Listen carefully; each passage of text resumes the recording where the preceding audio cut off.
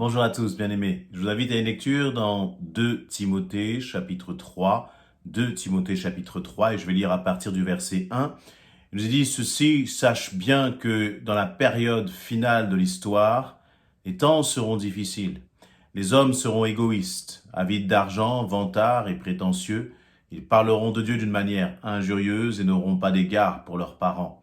Ils seront ingrats, dépourvus de respect pour ce qui est sacré, sans cœur, sans pitié, calomniateurs, incapables de se maîtriser, cruels, ennemis du bien, emportés par leur passion et enflés d'orgueil. Ils seront prêts à toutes les trahisons, ils aimeront le plaisir plutôt que Dieu. Je vais sauter pour aller un petit peu plus vite au verset 9. Mais leur succès sera de courte durée, car leur folie éclatera aux yeux de tous, comme ce fut le cas jadis pour ces 2 imposteurs. Donc les 2 imposteurs sont Janès et Jambres. Mais toi, verset 10, tu as pu m'observer dans mon enseignement, ma conduite, mes projets, ma foi, ma patience, mon amour, mon endurance. Tu as pu voir quelles persécutions et quelles souffrances j'ai endurées à Antioche, à Iconium et à Lystre. Quelles persécutions en effet n'ai-je pas subies? Et chaque fois, le Seigneur m'en a délivré. En fait, tous ceux qui sont décidés à vivre dans l'attachement à Dieu par leur union avec Jésus-Christ connaîtront la persécution. Mais les hommes méchants et les charlatans s'enfonceront de plus en plus dans le mal, trompant les autres et trompés eux-mêmes. Verset 14, pour toi, reste attaché à tout ce que tu as appris et reçu avec une entière conviction. Tu sais de qui tu l'as appris. Amen. Voilà donc l'apôtre Paul va écrire à son fils spirituel, Timothée, et il va lui donner quelques recommandations. Et ces recommandations, je crois qu'elles doivent nous interpeller. Pourquoi? Eh bien, parce que Paul va rappeler déjà à Timothée dans quelle période il est, dans quelle période il se trouve. Sache bien, lui dit-il, que dans la période finale de l'histoire, les temps seront difficiles. Et bien sûr, cela a été écrit il y a à peu près 2000 ans, et nous voyons bien que les choses évoluent, que notre société, les mentalités évoluent à grands pas, et évoluent bien sûr à grands pas, non pas dans le bon sens, mais dans le sens du fait que nous n'avons jamais été plus proches de cette période finale de l'histoire. Dans cette période finale de l'histoire, Paul va énumérer quelques caractéristiques en parlant d'égoïsme, d'avidité vis-à-vis de l'argent, de vantardisme, d'être prétentieux, donc de l'orgueil, de parler de Dieu d'une façon injurieuse, être sans cœur, sans pitié, incapable de se maîtriser. Et ce sont bien sûr des caractéristiques que l'on voit là dans notre société, où il y a, les débats autour de la violence sont pléthores, comment dire, tout ce qui est de l'ordre de l'égoïsme, bien sûr, est manifesté, devient presque parmi les valeurs maintenant. Et la Bible nous dit, détourne-toi de ces gens-là. Et je crois que ce que Paul est en train là de montrer, ce n'est pas tant les personnes qui ne connaissent pas Christ qu'il est en train de pointer du doigt, mais c'est bien les personnes qui sont à l'intérieur, les personnes qui sont dans l'Église et qui agissent justement avec une telle désinvolture vis-à-vis des choses de Dieu. Et donc, Paul va même mettre en avant le fait que, ces personnes, elles veulent toujours en savoir plus, mais elles ne sont pas capables d'arriver à la vérité. Et il va mettre là en garde, surtout, sur ces questions-là, et puis il va se poser en exemple, il va se poser en modèle. Et au verset 10, Paul va dire à Timothée, toi, tu as pu m'observer dans mon enseignement, ma conduite, mes projets, ma foi, ma patience, mon amour et mon endurance. Et vous voyez, il va commencer par l'enseignement dans cette liste, et il va terminer par l'endurance. Il va commencer par une approche, il va commencer par parler de ce qui est théorique. Donc en disant, Timothée, tu vois ce que je t'enseigne, mais tu vois aussi ma conduite. Tu vois aussi mes projets. Et donc ça commence par l'enseignement, mais ensuite, il y a toute une série d'éléments extrêmement pratiques que Paul va mettre en avant. Il est important pour nous de considérer de quoi est constitué mon témoignage, ton témoignage. Est-ce que notre témoignage est seulement sur la connaissance, la quantité de connaissances que nous avons été capables d'emmagasiner, ou notre témoignage, il est plutôt dans notre conduite. Est-ce que nous pourrions dire, nous aussi, comme Paul le dit à Timothée, observe mon enseignement, ma conduite, mes projets, ma foi, ma patience, mon amour et mon endurance? Est-ce que nous pourrions dire à ceux qui sont en face de nous, ceux qui sont à côté de nous, observe ma conduite, observe mes projets. Ta conduite, quelle est-elle? Tes projets, quels sont-ils? Est-ce que tes projets sont tournés vers toi ou au contraire tes projets sont tournés pour servir le royaume de Dieu? Où est-ce que tu passes ton temps? À quoi passes-tu ton temps? Est-ce que tu passes ton temps dans des projets qui glorifient Dieu ou est-ce que ce sont des projets qui sont pour toi te satisfaire ta propre chair? Un autre point que Paul va mettre en avant, là encore, c'est sa foi. La foi, ce n'est pas seulement une question de croyance, mais la foi se manifeste dans la mise en pratique de ce que tu crois. Est-ce que lorsque tu traverses des difficultés, tu manifestes de la foi, de la paix, parce que tu as placé ta confiance dans le Seigneur?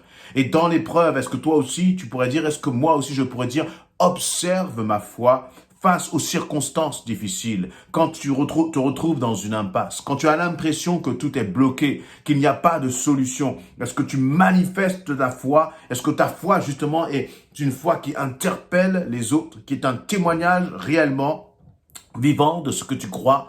Ou est-ce que tu es plutôt du genre à t'écrouler quand les choses ne vont pas? Si c'est cela, eh bien, ressaisis-toi dans le Seigneur. Avance, continue de persévérer. Et tu verras que le Seigneur va vraiment t'apprendre à mettre ta foi, non pas étant seulement comme un concept spirituel, mais comme étant quelque chose que tu vis de façon réelle. Un autre point que Paul va demander à Timothée d'observer chez lui, c'est sa patience.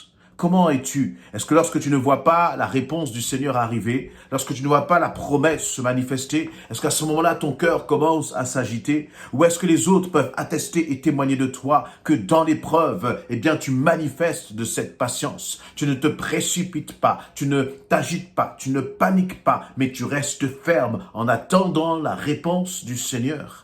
L'amour, un autre point extrêmement concret, là aussi, que Paul va demander à Timothée d'observer, parce que Paul savait aimer, et donc il était capable de dire à Timothée, observe ma façon d'aimer. Est-ce que nous aussi, nous pouvons dire cela? Et bien sûr, lorsque la Bible nous parle de l'amour, ce n'est pas l'amour selon le monde, l'amour selon nos propres concepts humains, mais c'est un amour selon le concept divin, c'est-à-dire un amour qui te donne la capacité d'aimer même ton ennemi, d'aimer ceux qui te rejettent.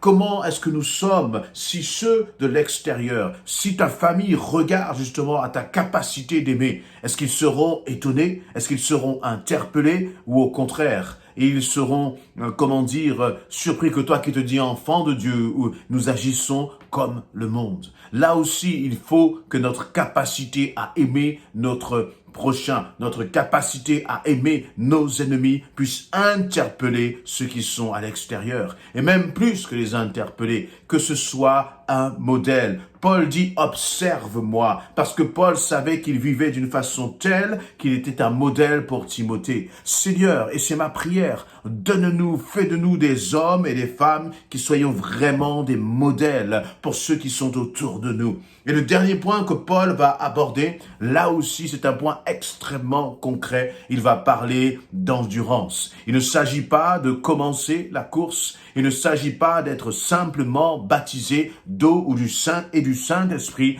mais il s'agit d'aller jusqu'au bout. Il s'agit de tenir ferme et de ne pas baisser les bras. Et là aussi, à travers ton endurance, à travers ton attachement à Christ, quoi qu'il arrive, tu seras un témoignage d'encouragement pour les autres.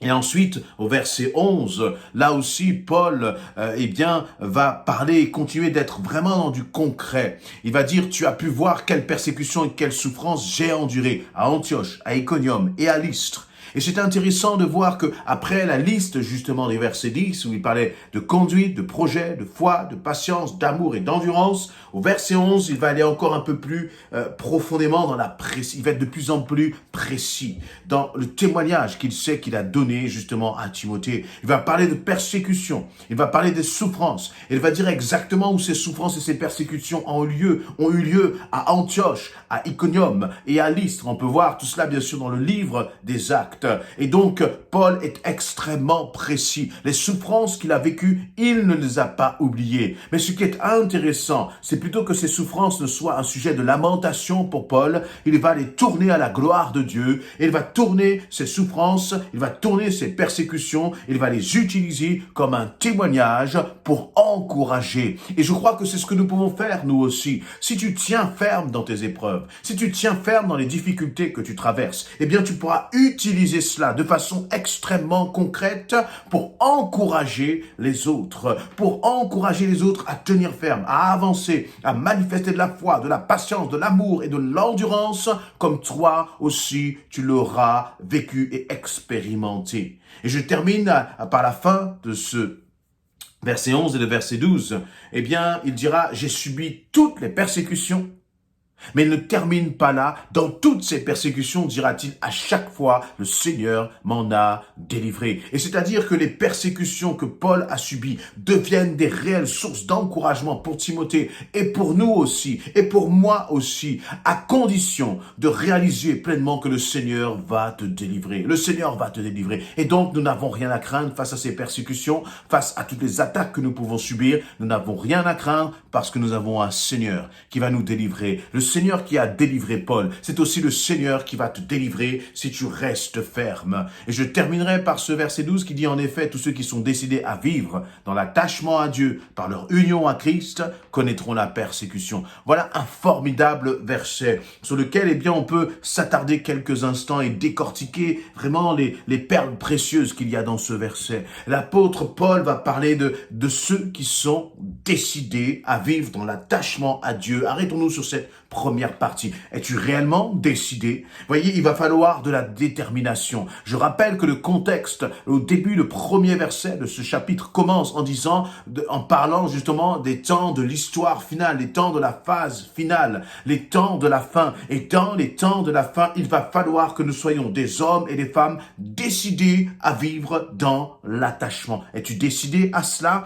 Attaché? Es-tu attaché peut-être aux choses de ce monde? Es-tu attaché aux désirs de ce monde, au plaisir de ce monde? Et lorsque je parle de désir ou de plaisir, je ne parle pas forcément de choses qui sont négatives, mais de choses qui sont bonnes, de choses qui sont légitimes, telles que d'avoir une belle maison. C'est normal d'aspirer à cela, d'avoir une maison dans laquelle il fait bon vivre, dans laquelle on accueille toute sa famille. C'est normal d'avoir un bon travail, une bonne position, un bon poste dans cette société. Tout cela est légitime, tout cela est normal. Mais là, eh bien, et on peut mettre beaucoup d'énergie à cela. Mais ce dont Paul est en train de parler, il est en train de parler à ceux qui sont décidés à vivre dans l'attachement à Dieu. Et pourquoi il faut être décidé? Eh bien, parce que justement, il en a parlé, toutes ces persécutions sont des moyens, des tentatives par lesquelles l'ennemi de ton âme, par lequel le diable veut briser cet attachement. Et il va falloir, toi, te ressaisir. Il va falloir dire et proclamer, dire à ton âme, je ne lâcherai pas la main de mon Dieu. J'irai jusqu'au bout. Quelles que soient les difficultés dans ma maison, quelles que soient les difficultés dans mon couple,